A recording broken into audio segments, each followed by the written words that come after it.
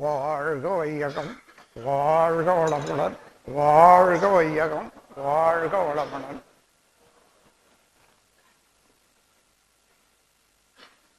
இறைநிலையோடு எண்ணத்தை இணைத்துக் கொள்ள ஏற்றதோர் தவப்பயிற்சியாகிய மௌன நோன்பு ஏற்று நல்ல முறையில் அதை நிறைவு செய்து கொண்டு இங்கு அமர்ந்திருக்கும் அன்பர்கள் அனைவருக்கும் எனது மகிழ்ச்சியான மனநிறைவான வாழ்த்துக்கள். இன்று முதல் கொண்டு உங்கள் வாழ்க்கை ஒரு முழுமையான தூய்மையோடு அமையட்டும்.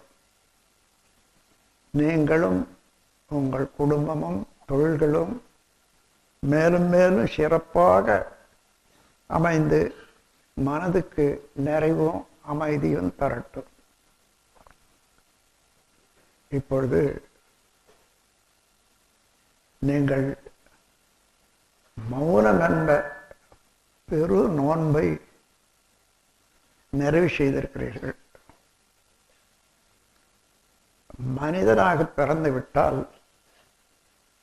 மனித தன்மையை முழுமையாக அறிய வேண்டும். அதைத்தான் நான் யார் என்ற கேள்வி எழுப்பி அறிந்தார்கள். இப்பொழுது மௌனத்தில் இருந்தீர்கள். உங்களுக்கு எவ்வளோ அனுபவங்கள் ஏற்பட்டிருக்கும்.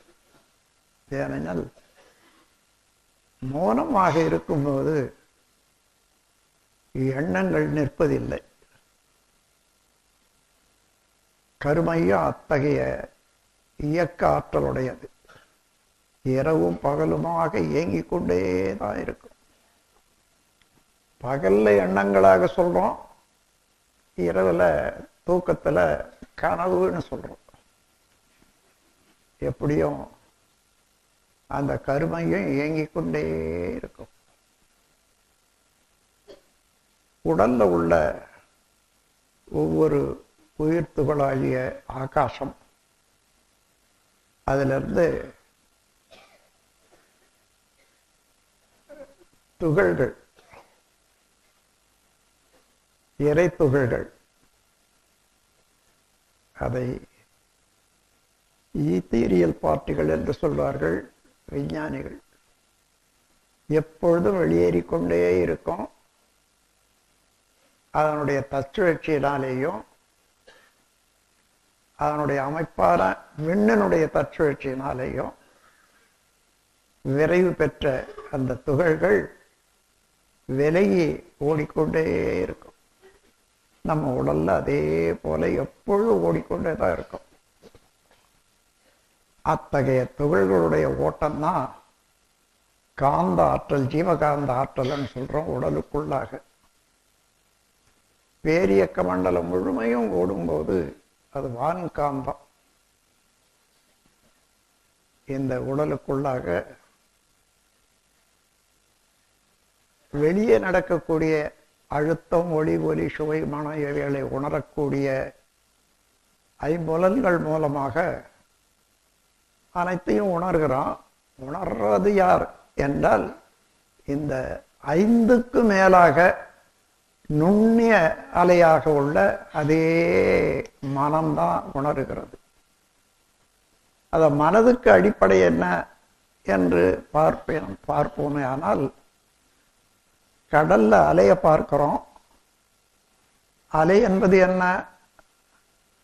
நீரின் அசைவு நிலை. அப்போ அந்த அசைவை நிறுத்தி விட்டால், இல்லை அதுவே நின்று விட்டால் என்ன இருக்கும்? நீர்தான் மிச்சம். நீர்தான் உட்பொருள். அதே போன்று மன அலை என்பது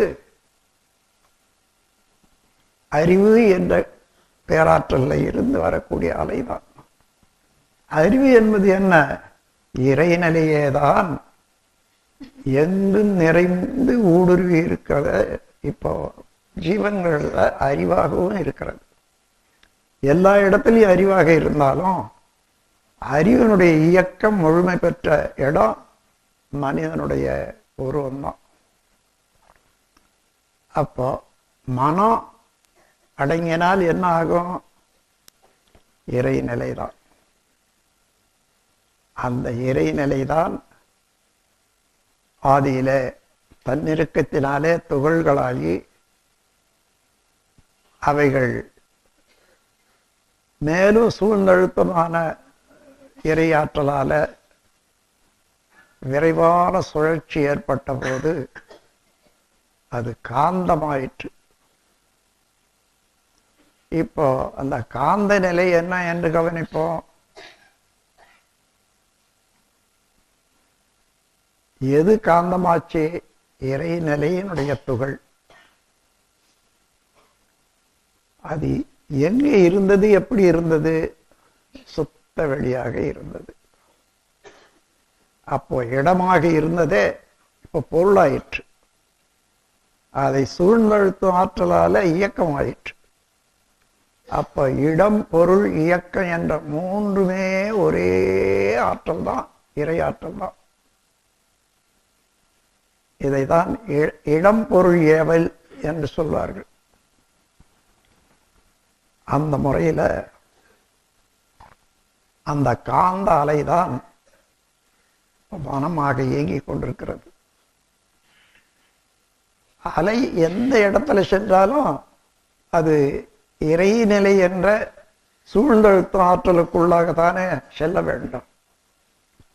ஆகையினால நம் அனுபவங்கள் எல்லாம் புலன்கள் மூலமாக வந்தாலும் அது மனம் என்ற அலை இயக்கத்தின் மூலமாக தான் உணர்றோம். அந்த அலைகள் சுருக்கப்பட்டு அப்படியே கருமையத்தில் வந்து சேரும். சிறு உயிரில் இருந்து என்ன எத்தனை பிறவிகள் மாறி மாறி வந்ததோ அங்கெல்லாம் நடந்த அனுபவங்களெல்லாம் அலையாகி அவ்வளவு அலைகளும் சுருங்கி கருமையத்தில் இருக்கிற எத்தனை கோடி ஜென்மங்கள் மாறி வந்தாலும் கருமையம் மாறாது. கருமையம் கூடிக்கொண்டே இருக்கும் தன்மையில். அப்போ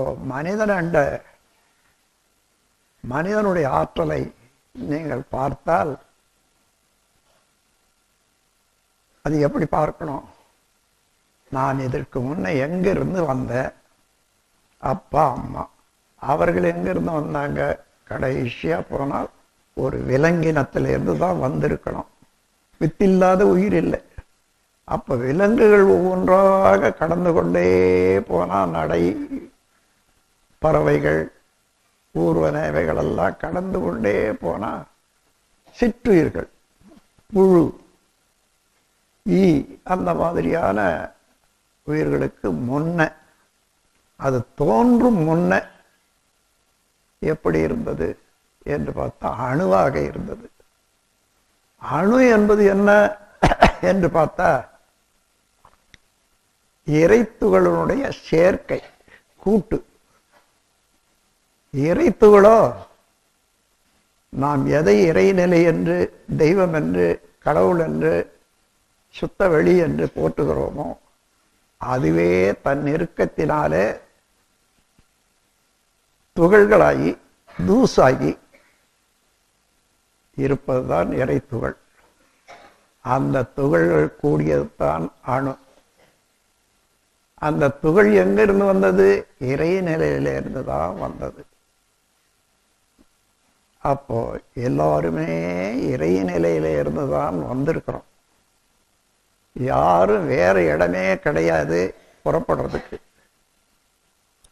அதே போலதான் அந்த இறைத்துகள் விண்ணாகி பஞ்ச தன்மாத்திரைகளாக ஆகிற போது அழுத்தம், ஒளி, ஒலி, சுவை, மனம் இவைகளாக மாறின போதே இறைநிலையாக மாறிடும். இறைநிலையாகத்தான் இருந்தது, இறைநிலையாக மாறிவிட்டது. இப்படி மாறிக்கொண்டே இருக்கிறது. அத்தனை மாற்றங்களுடைய தன்மைகளும் மனிதனண்ட இருப்பதனால அவைகளெல்லாம் எப்பொழுதும் இயக்கத்தில் இருக்கிற போது இதுவரைக்கும் எண்ணிய எண்ணங்கள் அடைந்த அனுபவங்கள் அவ்வளவும் வெளியே வந்து கொண்டே இருக்கும். நீங்கள் சும்மா உட்கார்ந்துருக்கீங்க, பாருங்க எத்தனை எண்ணங்கள் வருது. ஆனா மௌனத்துல இதை பயன்படுத்தி கொள்ள வேண்டியதுதான். இந்த எண்ணங்கள் எல்லாம் என்ன? என்னுடைய அனுபவங்கள், நான் செய்த செயல்களின் விளைவுகள், என்னுடைய வினைகள் என்றுதான் தெரியும். அப்போ நல்ல எண்ணங்களும் உண்டு, துன்பம் தரக்கூடிய எண்ணங்களும் உண்டு, அந்தந்த செய்கைகளுக்கு தக்கவாறு. இப்போ நல்ல எண்ணங்கள் வரும்போது உடல் முழுவதிலும் நல்ல வைப்ரேஷன், நல்ல அலை இயக்கம் இருக்கும். அதே போல மனமும் நல்லா இருக்கும். அந்த நேரத்தில் யாராயிரம் இங்கே வந்தாங்கன்னா அவங்கள பார்க்கணும், பேசணுன்ற ஆசையோடு இருக்கும் அவங்களுக்கு. ஆனால் தீய எண்ணங்கள் வரும்போது யாராயிலும் வந்து இருந்தாலும் எப்படா இந்த இடத்த விட்டு போக போகிறோன்னு இருக்கும். அதுலேயே தெரிந்து கொள்ளலாம் நல்ல எண்ணங்களுக்கு வேலை செய்கிற இடம். ஆகவே நமக்கு என்ன வேணும்? எல்லாருடைய நட்பும் வேணும் உலகத்தில். ஏன் காலையிலேருந்து மாலை வரைக்கும் இன்றைக்கு என்னென்ன தேவையோ அவ்வளவு பொருட்களும் நாம் இருக்கிற இடத்துல வந்துகிட்டே இருக்குது. அவ்வளவு பொருளும் நாம் எதாவது செய்தோமா? ஏதோ ஒன்று செய்திருப்போம். அத்தனை பொருட்களும் எப்படி வந்தது? உலகம் முழுவதும் இன்று உள்ள மக்கள் அனைவரும் சேர்ந்து உழைத்து கொடுத்த பொருட்கள் தான் சமுதாயத்தில் பரவி எல்லாருக்கும் சப்ளை ஆகுது. எங்கே இருந்தாலும் சரி, ஆஸ்பத்திரியில் இருக்கிறவங்களுக்கும் சரி, பிச்சை எடுக்கிறவங்களுக்கும் சரி, பெட்டில் ரொம்ப உயர்ந்த அந்தஸ்தில் இருக்கிறவங்களுக்கும் சரி, எல்லாருக்கும் காலையிலேருந்து மாலை வரைக்கும் தேவையான அவ்வளவு பொருள் வந்து சேருதே இல்லையா? இது யார் செய்த ஏற்பாடு? எல்லாம் இறைநிலையினாலே ஏற்பட்டத்தான். அதனால அந்த சமுதாயத்துக்கு நாம் நல்லதே செய்யணும். சமுதாய நலம் நாடிய எண்ணங்களுக்கெல்லாம் எப்பொழுதும் அமைதியும் திருப்தியும் ஒரு முழுமையான ஒரு எண்ணங்களும் அமைப்பும் உண்டாகும். அப்போ நாம் என்ன செய்யணும்? நம்ம இடத்துல இருந்து வரக்கூடிய எண்ணங்கள் என்ன என்ன நல்ல எண்ணங்கள் என்னென்னது எடுத்துக்கொள்ளுங்க. இதுதான் அடிக்கடி வரணும். தீய எண்ணங்கள் ஏதேனும் வந்தால் அது எண்ணம் தானேன்னு எண்ண வேண்டாம். ஒரு தடவை எண்ணினால் அதுவே பல தடவை வரும் பின்னால. எண்ணிட்டா ஒரே ஒரு தடவையாச்சும் போச்சுன்றது இல்லை. கருமையும் அத்தகையது வாங்கி வைக்கும். அதுக்கப்புறம் அந்தந்த சொல் வரும்போது அதை கொடுத்துக்கிட்டே இருக்கும். ஆனால் எப்பொழுது அந்த தீய எண்ணங்கள் வந்து இயங்குகிறதோ அதற்கு தக்கவாறு உடலும் உள்ளமும் மாற்றம் அடையும். அப்போ வாழ்க்கை எப்படி இருக்கும் பாருங்க. நல்ல எண்ணங்கள் உள்ளவர்களுக்கு வாழ்வு அமைதியாக, மகிழ்ச்சியாக, நிறைவாக இருக்கும். அந்த நிறைவான நிலையில தான் நான் யார் என்றதை எண்ணி பார்க்கறதுக்கு இடம் விடும். இந்த எண்ணங்கள், தீய எண்ணங்கள் எல்லாம் தடுத்து நிறுத்தி, அதாவது தடுமாற்றம், தடம் மாற்றம் என்று ரெண்டு சொல்லுவாங்களே இல்லையா? தடுமாற்றம்னா எந்த செயல் செய்தாலும் சரியா செய்ய முடியாத தவறி போறது. தடம் மாற்றம்னா ஏதோ ஒன்று செய்ய ஆரம்பிக்கிறோம், அதுக்குள்ள அது போயிடும், இன்னொரு செயலுக்கு கொண்டு போகும். அதாவது தடம் வழியே மாறி போகுது. தடுமாற்றம் தடமாற்றம் இரண்டுமே இல்லாத ஒரு மனநிலை அமையும். அப்போ நீங்க என்ன செய்யணும்? இந்த எண்ணங்கள் தான் எனக்கு வேண்டும், இந்த எண்ணங்கள் எனக்கு வேண்டாம், இதெல்லாம் நான் செய்தத்தான், இருந்தாலும் அது திருப்பி வந்து கொண்டே இருந்தால் அதுக்கு தக்கவாறு என்னுடைய உடலும் உள்ளமும் மாற்றம் அடையும். அதனால வேண்டாம் என்று தவிர்க்க. இந்த எண்ணங்கள் எல்லாம் எழும் இடம் என்ன என்று பார்த்தீங்கன்னா, எங்க ஒரு நீர்நிலை இருக்கிறதே அங்கிருந்து தான் நீர் சப்ளை வரும். அதே போல எண்ணங்களுக்கு முக்கியமான உறைவிடம் கருமையம். அந்த கருமையம் என்ன என்பதை லேசா தெரிஞ்சு கொள்ளலாம். நம்ம உடல்ல ஒவ்வொரு அணுவில் இருந்தும் அலைகள் புறப்படுதுன்னு சொல்றேன் இல்லையா, அது உடல்ல சுத்தி கொண்டே இருக்குது. அதான் ஜீவகாந்தம். அப்படி வச்சு பார்த்தா கூட தெரியும், இந்த கையிலேருந்து இந்த கைக்கு ஓடுறது நல்லா தெரியும். அத்தகைய சக்தி தான் உடல்ல ஓடிக்கொண்டே இருக்கிற போது எந்த சக்தி சுழண்டு கொண்டு இருந்தாலும் அதற்கு மையத்துல கனதி அழுத்தம் அதிகமாகும், ஓரத்துல லேசாக போயிடும், எந்த அலையா இருந்தாலும் சரி. அப்போ அழுத்தமான இடமெல்லாம் 1000 கோடி எண்ணங்கள் இருந்தாலும் அதை அழுத்தி ஒரே ஒரு புள்ளியில கொண்டு வந்துடும். அப்படி வந்ததான் கருமையம். மனிதன் உடல் அழிந்து போகலாம், ஆனா கருமையம் அழியாது. கருமையத்துல எத்தனையோ கோடி ஜீவன்களுடைய இயக்க அனுபவங்கள் பதிவுகள் எல்லாம் உள்ளன.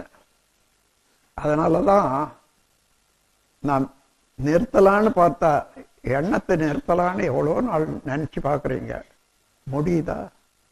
முடியாது. அந்த முயற்சியே வேண்டாம். ஏன்னா எண்ணம் ஒரு நாளைக்கு நிற்க தான் போகுது. அன்னைக்கு பேர் இந்த உடலுக்கு பிணம்னு பேர் வந்துடும். அதனால அது இப்பவே நாம் வர வச்சுக்க வேண்டாம். எண்ணம் இயங்கட்டும், நல்ல முறையில் அதை செயல்படுத்துவோம். உதாரணமா சினம் தவிர்த்து பேராசை ஒழித்தமானா எண்ணங்களெல்லாம் தூய எண்ணங்கள் தான் உண்டாகும். எல்லா எண்ணங்களும் தீமையான எண்ணமா மாறுற இடம் எதுன்னா பேராசை, சினம், இந்த 2 தான். அங்க உணர்ச்சி வயப்பட்டு நம்ம சிவகாந்த அலை வந்து அதிகமான வேகத்தோட சுழல்ற போது இந்த 2ம் நம்முடைய தரத்தையே பாதிக்கும். அப்போ இந்த எண்ணங்களை ஆராய்வதற்கு சாதாரண காலத்துல எத்தனையோ வேலைகள் இருக்குது. அங்க உட்கார்ந்தோம்னா கூட நல்லது எண்ணணும்னு உட்கார்றோம், அல்லது நாம் தவம் செய்யணும்னு உட்காரோம். எத்தனை எண்ணங்கள் வந்து அந்த தவம் செய்யறதுக்குள்ளாக குறுக்கிடுது பாருங்க. அது என்ன? அதுதான் இறைநிலையே சூழ்ந்தெழுத்தி நம்முடைய செயல்களை வச்சதுனால அது விரிச்சு விரிச்சு விரிச்சு காட்டிக்கிட்டே இருக்குது. இது எதுக்காக? தெரிந்து கொள்றதுக்காக. தெரிந்து கொள்ள மாத்திரம் போராது, அதை திருத்தணும். இப்போ பேராசையை வந்து எப்படி ஒழிக்கிறதுன்னு பிரமாதம் வேண்டாம். நமக்கு ஆசை சீரமைப்பில் கொடுத்துருக்கோம். எந்த ஆசை வந்தாலும் இது தேவைதானா அனு முதல்ல ஒரு கேள்வி கேட்போம். தேவையா தேவையில்லையான்னு தெரிஞ்சிடும். தேவையில்லாதத மறுபடியும் அதையே எண்ணி எண்ணி அது மேல ஆசைப்படணும், அதுக்காக முயற்சிக்கணும். அதனால அங்கேயே கட் பண்ணிடலாம். தேவைதான் என்றால் அதை எப்படி அடைவது என்றது எடுத்துக்கிறோம். இப்படி தேவைதானா என்றா ஒரு நாளைக்கு நமக்கு எத்தனை ஆசைகள் உண்டாகுது, தேவைதானான்னு எண்ணி பார்த்தோம்னா எத்தனை நிற்கும், எத்தனை ஓடும். ஏதோ சிலது தான் நிற்கும். ஏதோ உணவு தேவைதான், உடை தேவைதான், இட வசதி தேவைதான், அல்லது நட்பு தேவைதான், இதெல்லாம் தேவைன்னு வரும். அதுக்கு மேலாக தேவையே இல்லாத எத்தனையோ எண்ணங்களை கொள்றோம். அதை தவிர்க்கலாம். அந்த தவிர்த்தா நல்ல எண்ணங்களுக்கு இடம் கொடுக்கும். இதற்காக எண்ணங்களை ஆராய்வதற்கு அகத்தாய்வு செம்மையாக சீராக செய்வதற்கு இந்த மௌன நோன்பு மிகவும் உதவியாக இருக்கிறது. இதை நான் அனுபவத்தில் கண்டு இருக்கேன். இப்போதான் கொஞ்சம் குறைச்சிருக்கேன். நான் நாளை ஆரம்பத்தில் 1 மாதம் இருப்பேன். இந்த வள்ளலார் குடியில் ஆரம்பித்த மௌன நோன்பு 1 மாதம் இருக்கும். அந்த 1 மாதத்துக்கும் எவ்வளோ ஆராய்ச்சி என்று சொன்னால், இப்படியே தான் தேவையில்லாத கழிச்சு கொண்டே வந்தால் என்ன நிற்கும்? தேவை உள்ளத்தான் நிற்கும். அலையெல்லாம் நிறுத்திட்டா நிலைக்குத்தான் வரும். அப்படி வந்தபோது அந்த நிலைக்கு வர்றபோதுதான் இறை நிலையோட அறிவு ஒன்று போகுது. அவனே தான் நானாக இருக்கிறான். அதுவேதான் இறைத்துகளாக இருக்கிறது. இறைத்துகள் தான் கூடி அணுவாக இருக்கிறது. அணுக்கள் கூடிதான் எல்லா தோற்றங்களாக இருக்கின்றன. எந்த பொருளை பார்த்தாலும் வேறு வேற வேற வச்சிருக்கான். அதை கண்டறிவதற்காக இன்னதுதான் இன்னதுதான். ஆனா உண்மையில அது என்ன? இறைநிலையே தான். இறைநிலையே தூசாகி அவைகள் சேர்ந்த அணுவாகி அணுக்கள் கூடி தோற்றங்களாக இருக்கிறது. அப்ப எந்த தோற்றம் எடுத்தாலும் அணுக்களுடைய தோற்றம். அணுக்களோ இறைத்துகளுடைய கூட்டம். இறைநிலையோ இறைநிலையினுடைய நுண்ணியக்கம்தான் துகள்கள். ஆகவே நாம் பார்க்கும் பொருளெல்லாம் இறையாற்றலையே தான் பார்க்கிறோம். யாரை பார்த்தாலும் வேறு வேறாக முக அடையாளம் இருக்கலாம். ஆனால் உருவம் ஒன்று தானே. எல்லாருக்கும் தலைதான், கைதான், கால் தான் இருக்கு. அப்படி இருந்து ஒவ்வொரு உடல்ல நடக்கக்கூடிய அதிசயத்தை பாருங்க. சாப்பாடு போடுறோம், எத்தனையோ விதமான உணவுகளை போடுறோம். அவைகளெல்லாம் ரசமாகி, இரத்தமாகி, சதையாகி, கொழுப்பாகி, எலும்பாகி, மஜ்ஜையாகி, சுக்கிலமாகி இந்த உடலை நடத்திட்டு வருது. இது யார் செய்யறது? யாருக்காயிலும் இந்த 7 தாதுக்களை உற்பத்தி செய்யற ஒரு வித்தையில ஒரு வித்தை தெரியுமா? தெரிஞ்சா கை தூக்குங்க. தெரியாது, உண்மைதான் அது. ஏன்னா அந்த வித்தை மனிதனால செய்யப்படுவதில்லை. ஏன் விஞ்ஞானிகள் கூட செய்ய முடியாது. எந்த புகழ்பெற்ற விஞ்ஞானியாக இருந்தாலும் அவர்களை கூட்டி உட்கார வச்சு மரியாதை செய்து, ஐயா நான் ஒரு உண்டை சோறு கொடுக்குறேன், அதை ரத்தமாக மாற்றி கொடுங்க அப்படின்னு சொன்னா என்ன? இடத்த விட்டு போடிடுவார். ஏன்னா அத்தகைய வித்தை ஒவ்வொரு உடல்லையும் நடக்குதா இல்லையா? யார் செய்யறது? நான் செய்யல, எங்க அம்மா அப்பா செய்யல, எங்களாண்ட வரி வாங்குற அரசாங்கமும் செய்யல. யார் செய்யறது? அதுதான் இறையாற்றலே இந்த உடலை நடத்திட்டு வர்றதுனால எல்லா இயக்கமும் ஒழுங்கா நடக்கும்.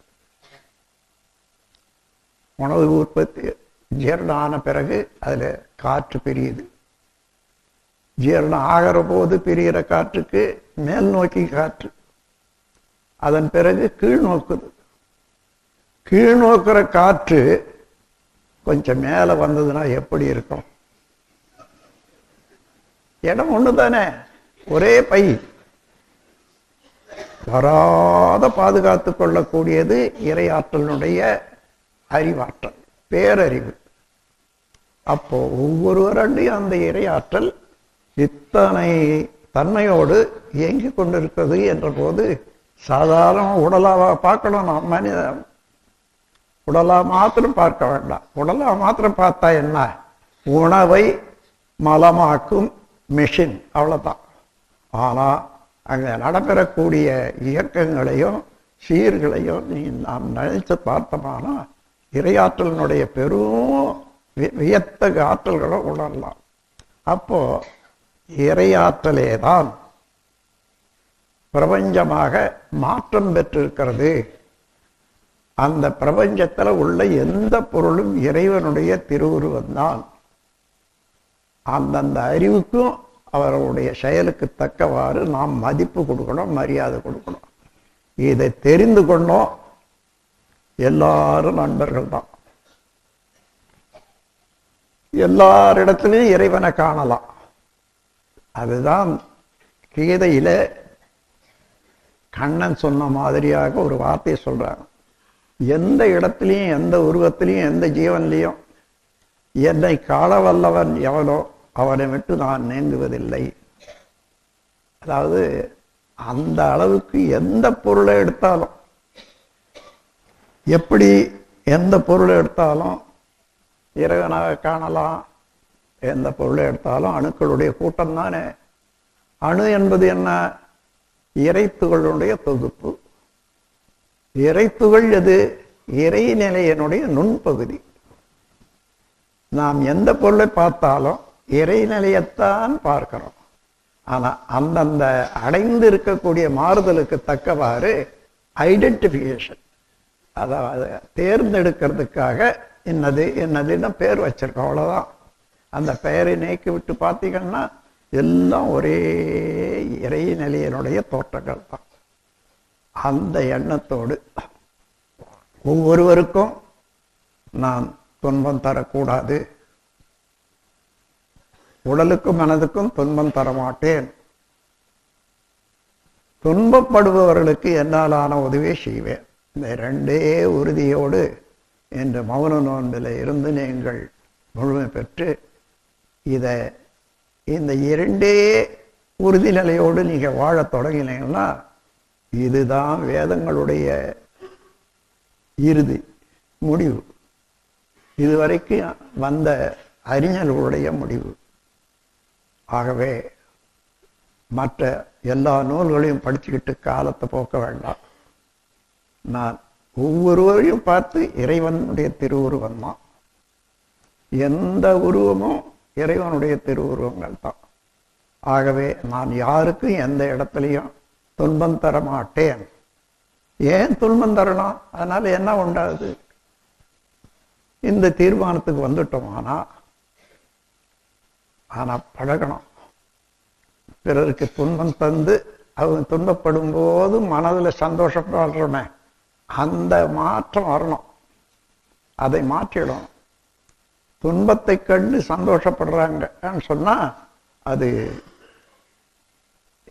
இன்னும் எவ்வளோ காலம், எத்தனையோ பிறவி எடுத்து மாற்ற வேண்டியது.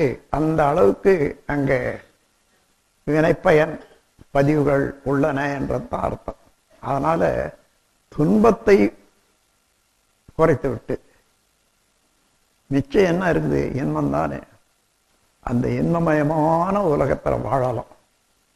அதுக்கு உங்கள் குடும்பத்திலேயே 4 பேர் இருப்பீங்க, 6 பேர் இருப்பீங்க. அங்கேயே பழகி கொள்ளுங்க. ஒவ்வொருத்தரா நினைச்சு உனக்கு இன்று முதல் கொண்டு என்னால் உடலுக்கும் மனதுக்கும் துன்பம் தர மாட்டேன், துன்பம் வந்தால் என்னால் ஆன உதவி செய்வேன். இப்படி அந்த 5 பேருக்குள்ளாகவே நீங்கள் பழகி கொள்ளுங்க. சில நாள் பழகினா அதுவே பண்பாடாக மாறிடும். எந்த பழக்கமானாலும் சில நாள் பழகிவிட்டால் பண்பாடாக மாறும். அப்படி பழகும் போது பழைய புரிந்து கொண்டு இது வேண்டாம், அந்த அளவில் தூய்மை செய்து கொண்டால் அதுதான் மன தூய்மை, வினை தூய்மை என்று பெரியோர்கள் எல்லாம் சொல்லி இருக்கிறார்கள். அந்த மன தூய்மைக்கும் வினை தூய்மைக்கும் வித்தாக அமையக்கூடிய மௌன நோன்பு ஏற்று நிறைவு செய்து உள்ள இந்த காட்சியிலே இருக்கக்கூடிய உங்கள் அனைவருக்கும் அந்த இறைநிலையினுடைய மதிப்பையே அளித்து உங்கள் அனைவரையும் மகிழ்ச்சியோடு வாழ்த்தி நீங்கள் வாழ்க வளமுடன், வாழ்க வளமுடன் என்று முடிக்கிற. ஏதோ சொல்லுங்க, நீங்கள் எல்லாம் உங்களுடைய மௌனத்தை முடிப்பதற்காக வாழ்க வையகம், வாழ்க வையகம், வாழ்க வளமுடன். எல்லா வல்ல இறையருளாலே அனைவரும் உடல் நலம், நீளாயுள், நிறை செல்வம், உயர்ப்புகள், மெஞ்ஞானம் ஓங்கி வாழ்வதோடு வாழ்க வளமுடன், வாழ்க வளம்.